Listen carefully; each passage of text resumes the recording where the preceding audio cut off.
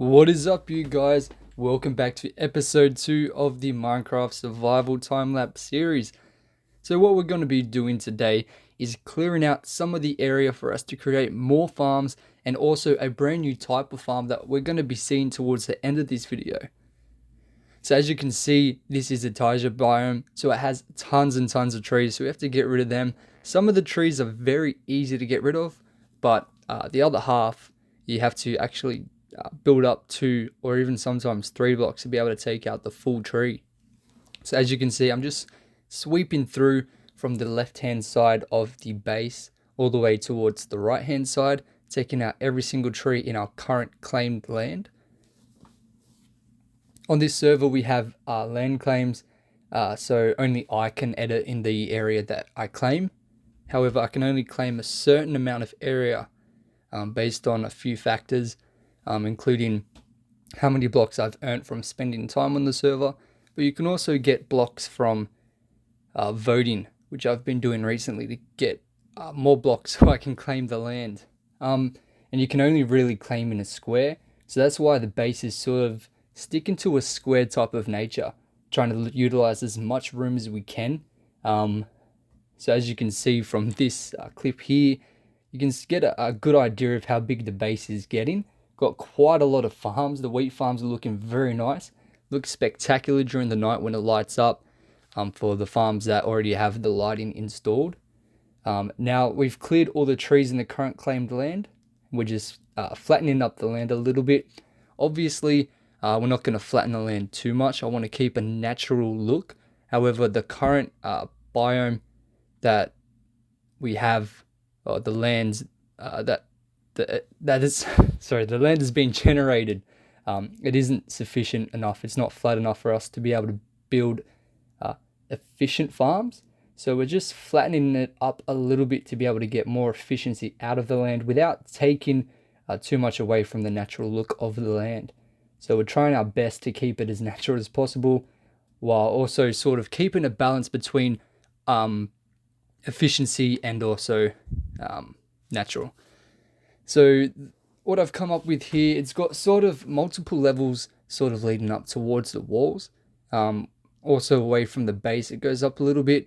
But I think it looks really cool as you see the wheat slowly get higher on levels. If you look at the wheat farms we've already created, and you can see the difference between a wheat farm that's lit up and one that's not in the distance there. It looks so much better when it's lit up. It pops out far. So we've finished that land and we're moving on to finishing some of the roads. Obviously we're going for a medieval type style road that utilizes multiple different types of stone. I think it's definitely my favorite type of road. I find it very fun and enjoyable to build. It's not too hard to build. It takes a lot of randomness, so there's not really much skill in it. It's just knowing what blocks to use. We're going for a stone, cobblestone, stone brick, andesite, and some, whatever you call those dirt blocks there. I don't actually know their proper term, but when you right click a grass block with a shovel, we're using that. And I think it looks really good. I really like the style I've adopted with this, and it's how I build all my roads. I haven't really made a road in a different way. I do always build with a random type of nature. I do enjoy building medieval, so it's sort of what I stick with what I'm good at. I like to think I'm good, or at least decent at it, so I like to just stick with that and learn more as I do it more, obviously. However, we're building the road up towards the castle. All the roads towards the center currently are pretty much done. I'm going to eventually do some more work on the barriers between the road and the farms. But the roads at least are finished for the inner part of the city. We finished that road leading towards one of the castle walls, and eventually we'll build up some more roads towards the other walls once they go up. And as you can see, I'm just lighting up that wheat farm there. It makes it look so much better during the night. It's crazy how good it looks.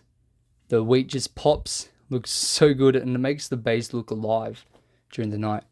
So I finished lighting up some of the wheat, then the stone roads, and we put in 3 more templates for buildings in that little city there. So now that we've finished that, what we're going to do is move into getting ready to set up the farms in the future. But we're going to finish up the walls because I did get some stone. That was what we were missing. We were missing stone. We weren't able to finish the walls because I just didn't have enough. I got a little bit I was able to fill up. Not all of it, but we get pretty close to finishing up the walls that we've got currently. Obviously, we're going to need a lot more stone to be able to finish the walls in the future. It's going to go all the way around. But here's the new farm. So I've sort of decided to make it underground because it's not a super attractive farm. I'm not sure how I can blend it in with the natural sort of theme of the base. So I decided to make a sort of glass type hole in the ground. We're going to have a base under there with this new product. It's not going to be above just yet unless I can find a better way to do it, because I just don't like the look of it. I want everything to sort of blend in. I don't want anything to stick out. Might be able to in the future find a way to implement it into the top, but for now I've just got it under there so I can start farming it up and get enough of it to create a bigger farm in the future, because it is very profitable on this server. This product that we're about to create, I'm not going to give it away just yet. I want you guys to see it as we create it, but we're definitely going to be using this a lot. It's a very, very valuable product, so I wanted to get it started so that we have enough of the product when we eventually create bigger farms with it. And I have a few ideas. I need to test them out. I'm going to do that on a sort of creative survival, single player world just before I do anything. Just see how it looks, because I think I have a pretty good idea on my head. I'm just not sure how we'll implement it into the world. But at the minute, it's just going to be on the ground. So I've got sort of a little wall around it to identify that it is a hole in the ground. It'll look a bit weird if there's no wall around it. If it was just a little hole in the ground, it'd be pretty weird. But yeah, we've got that little set up there. I think you guys, you're going to be able to see what the product is now. Obviously, we've got jungle wood. Then we're going to have some cocoa beans. Cocoa beans are very, very profitable.